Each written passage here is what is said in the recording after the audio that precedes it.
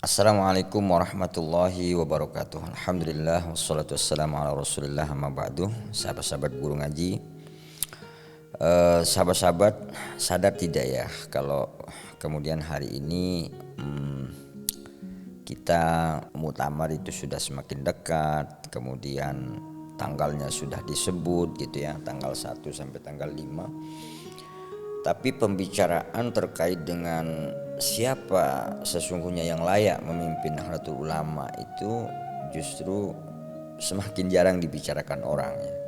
Orang sibuk bicara soal lokasi muktamar lah, orang bicara soal bagaimana tokoh-tokoh ini punya jaringan pesantren, jaringan politik, restu kiai ini kiai itu gitu ya.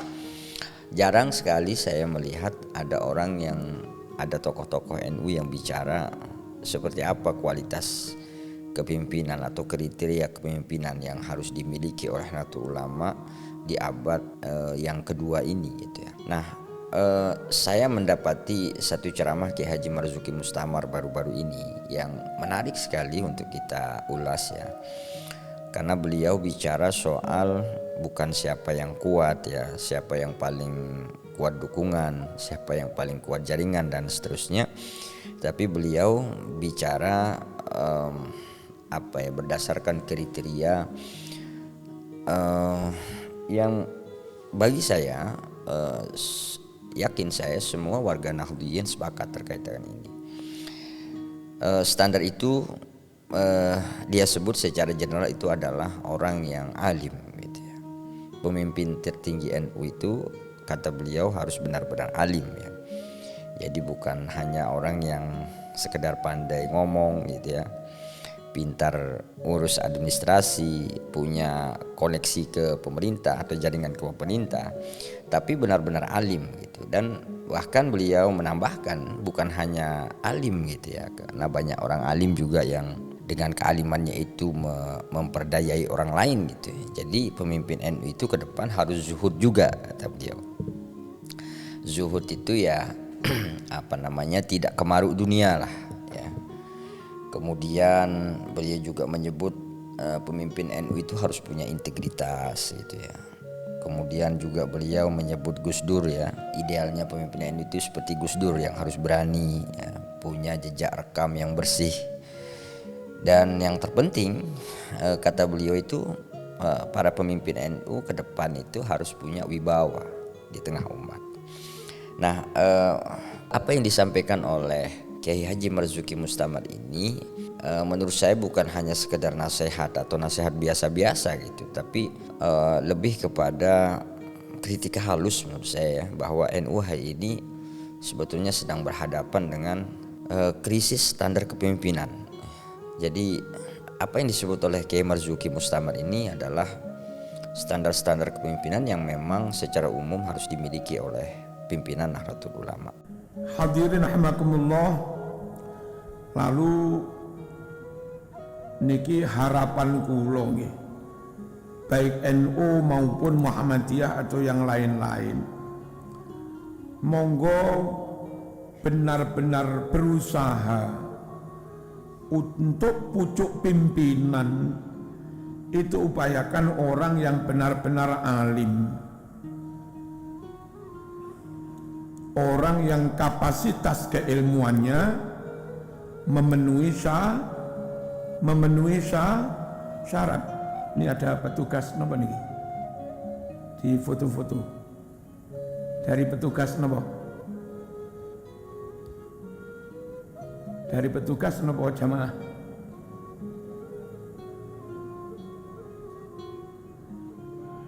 Ngaji aja. Daripada menfoto-foto ngaji aja. Kok malah pergi? Allahumma shalli ala sayyidina Muhammad.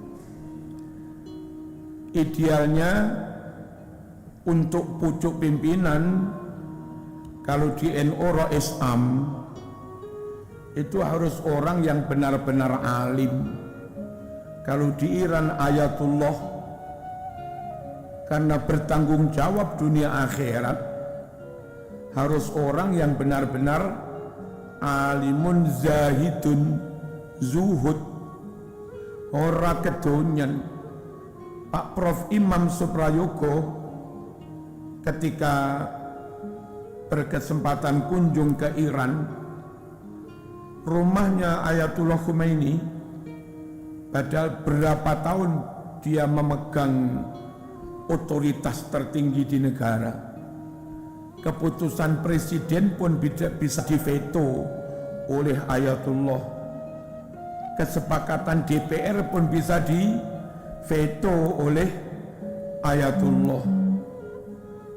Kerjasama dengan negara mana Ayatullah istikharah berkali-kali nggak baik, bisa dibatalkan oleh Ayatullah. Setinggi itu otoritasnya. Itu kata Pak Imam Suprayogo, rumahnya ya rumah biasa kayak orang kampung itu. Ya, ini Ali Khamenei yang wafat ini juga nggak kaya. Anaknya yang sekarang jadi Ayatullah itu dulu ketika disampaikan siapa yang mau ngambil anak saya jadi menantunya, enggak disebut, tapi siapa yang mau ambil menantu anak yang hafidz Quran, pinternya luar biasa, alimnya luar biasa, akhlaknya jujur luar biasa, tapi melarat. Siapa yang mau? Lalu kalau nggak salah ada seorang dosen, kami siap mau, nggak apa-apa melarat. Ternyata yang ditawarkan anaknya Ali Khamenei itu sendiri, yang sekarang jadi Ayatullah sekarang itu. Di sana dipilih begitu yang paling alim, paling nggak kedonyan. Nggak kedonyan itu nggak dilarang kaya. Kaya itu memang takdir nasib. Tapi orang yang nggak kedonyan, andai kaya raya keluarin duit miliaran itu enteng. Nggak iman-iman namanya nggak kedonyan. Istri saya Bunyai itu amplop berapapun tak serahkan pada dia. Dan saya tahu sendiri ngetoknya duit 1 juta, juta itu enteng saja. Itu nyun sewu ada sifat zuhud. Ya sugih tapi nggak mata duiten. Nah, pimpinan tertinggi harusnya seperti itu. Allahumma shalli ala sayyidina Muhammad. Ahmadinejad, mantan presiden Iran, itu selesai kembali seperti semula, rumahnya biasa. Kalau nggak salah guru SMP, ya naik sepeda motor biasa. Setelah turun dari presiden, Gus Dur turun dari presiden belum punya rumah, nggak kaya. Harusnya pemimpin tertinggi yang menghandle kehidupan umat dunia akhirat iku ngalim tenan, zuhud tenan, berintegritas, ratau ngapusi, ratau khianat, tidak ambivalen, tidak munafik, lurus kenceng. Nah, kita berharap nanti kemungkinan 1 sampai 4 Agustus akan ada muktamar di lingkungan Nahdlatul Ulama. Semoga PC-PC yang berhak memilih calon ketua umum, suriah-suriah PC dan PWC Indonesia yang punya hak untuk memilih ahlul halli wal akdi, yang nanti bertanggung jawab, punya otoritas memilih atau menunjuk Rois Am. Semoga semuanya dibimbing Allah, menjatuhkan pilihan kepada orang yang paling alim, kepada orang yang paling berintegritas, kepada orang yang rekam jejaknya top, nggak punya cacat moral, kepada orang yang super zuhud. Orang karo super zuhud berani, nyun sewu, dia nggak takut dengan siapapun karena dia zuhud. Bagi dia nggak dapat jabatan nggak apa-apa, yang penting nggak kehilangan ridhone Gusti Allah. Nyun sewu kehilangan peluang ya nggak apa-apa, nggak dapat pesangon 1 miliar ya nggak apa-apa, nggak jadi komisaris ya nggak apa-apa, yang penting tetap kenceng berjuang demi kebenaran. Itu orang zuhud itu kayak begitu. Di Iran syaratnya Ayatullah itu harus punya syaja'ah, punya keberanian. Ya kayak Ayatullah kemarin ini, kita harus pindah tempat supaya kita aman, lagi dibidik. Saya nggak mau menyelamatkan diri saya, tapi 90 juta rakyat saya jadi korban. Mending saya yang jadi korban, tapi rakyat selamat. Itu mas mental pemimpin. Orang delik dhisik umatnya dijarno. Nah, ngoten niku. Nah, siapa yang punya keberanian? Orang yang punya keberanian itu orang yang yakin dengan kebenarannya. Kalau mamang, benar apa enggak iki? Mlebu swarga apa enggak mamang? Ya mesti enggak berani wong mamang. Orang yang punya keberanian itu orang yang enggak punya cacat track recordnya, enggak punya rekam jejak yang cacat. Kalau dia cacat, mau teriak khawatir diungkap orang lain, apalagi di WA. Ojo kenceng-kenceng tak buka lu borokmu. Langsung ngene ngeper mas, karena nyun sewu dia punya rekam jejak yang cacat secara hukum. Pokoknya orang benar mesti berani. Makanya dulu ada pepatah, berani karena benar, takut karena salah. Halo, Allahumma shalli ala sayyidina Muhammad. Dan kalau orang benar-benar enggak salah, diancam buka, maka bukaan aja, ya buka-bukaan. Teng grup niki enten sing nyenggol kula soal pengelolaan uang PWNU. Ya Marzuki sendiri gimana? Monggo pun ketemuan ning ndi? Sampeyan nggawa sapa? Pembisikmu sapa? Ayo. Kula WA bolak-balik mboten jawab. Ya, orang berani itu orang yang memang benar. Orang berani itu orang yang zuhud, nggak punya kepentingan. Kalau punya kepentingan mesti nggak berani. Ayo mas kenceng, kak lah. Aku sih pengen nyalon rektor ya. Nek kenceng-kenceng kritik menteri ya. Prai mas gak situ jadi rektor. Orang punya kepentingan mesti penakut. Dan nanti setelah pensiun berani, ya kaset, ya taringmu sudah ompong semua, lagi berani, nggak iso berbuat apa-apa, mas. Muniku, Allahumma shalli ala sayyidina Muhammad. Kita kepingin kelak di PBNU, Rois Amnya maupun ketua umumnya ngalim tenan, pinter tenan, pengalaman ngurus organisasi, dan nyuwun sewu zuhud tenanan, pemberani. Kita ingin kayak Gus Dur ada lagi, ya enggak 100% lah ya, minimal karakternya enggak jauh-jauh dari Gus Dur.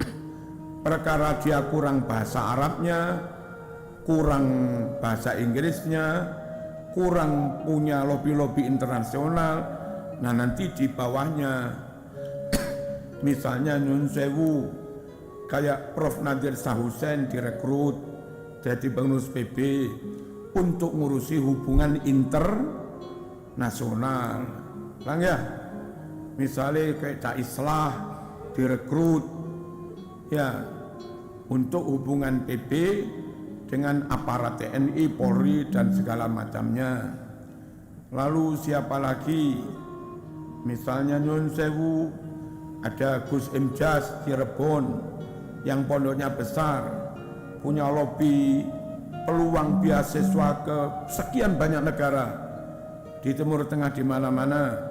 Nah itu ketua PBNU membidangi Timur Tengah, sehingga sekian ribu kader NU yang kebetulan kurang mampu bisa dapat beasiswa S1, S2, S3 ke Timur Tengah lewat perannya PBNU. Luar biasa Mas.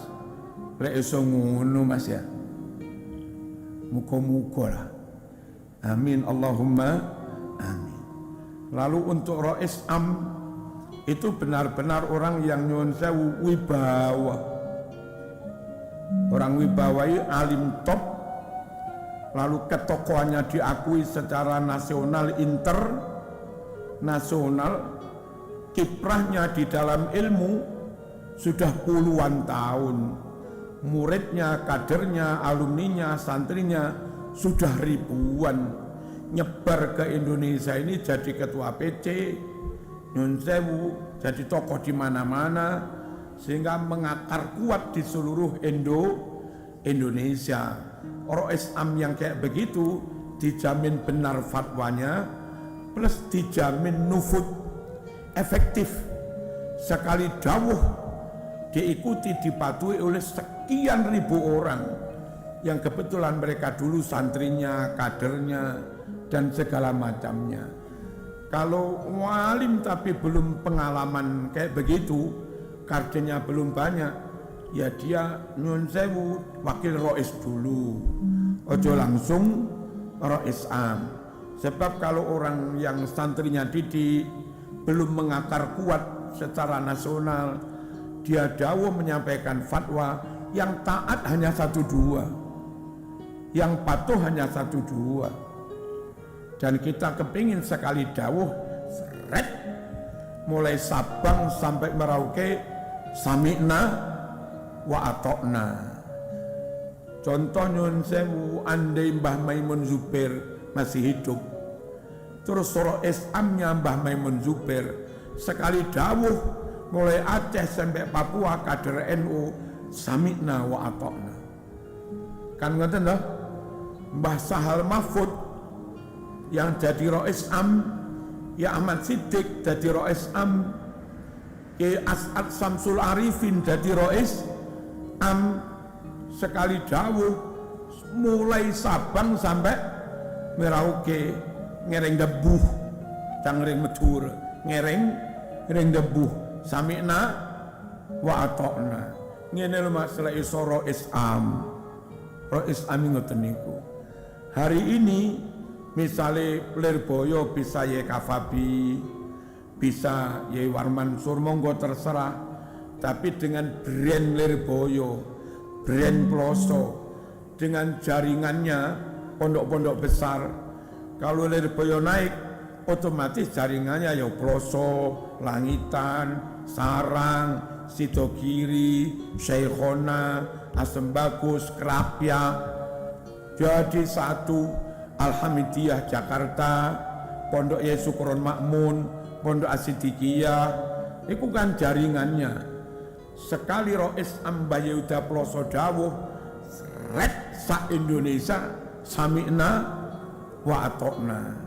Nek iso ngoten bro rawuh, nggih, sing rumangsa alim tapi enggak nufud, enggak punya pengaruh mengakar secara nasional, enggak bisa efektif, nyuwun sewu piyambake cekap dados wakil.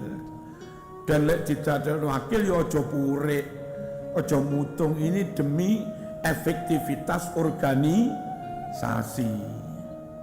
Piye lek ngene setuju ora sampeyan iki? Ya. Mohon ini didengar PC-PC yang nanti awal Agustus mereka akan memilih calon ketua umum, juga akan memilih ahlul hali wal akdi, yang ahwa ini akan memilih Rois Am. Niki angen-angen kula sebagai orang yang di luar struktur organisasi Nahdlatul Ulama, tapi nggih nderek prihatin kalau NU situasinya jadi rodok tewur nggih. Rodok ruwet. Bagaimanapun pancen asli NU sak getih-getih yo NU Mas. Masa wis gak dadi pengurus yo sik tetep mikir Mas. Sik tetep nggak tego ya. Ini sekedar ini mau kula wean kali Lirboyo Meka Fabi tentang sosok Roh Islam dos pundi. Piyambake nggih remen nggih. Memang kedahipun ngoten.